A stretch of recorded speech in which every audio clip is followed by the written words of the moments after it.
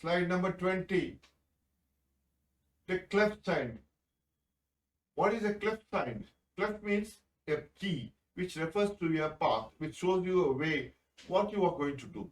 So we have used a symbol which stands for the sound of right hand, clef for the right that you play. That's called the G clef or treble clef, so that you play all the notes that you read, play from the middle C onwards. That is the clef sign which stands for G clef. And you must learn how to write as well.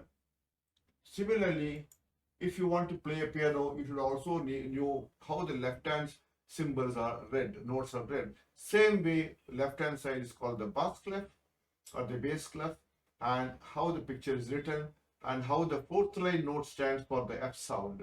So this is how the left hand signs and right hand signs decide to which hand to use and perform.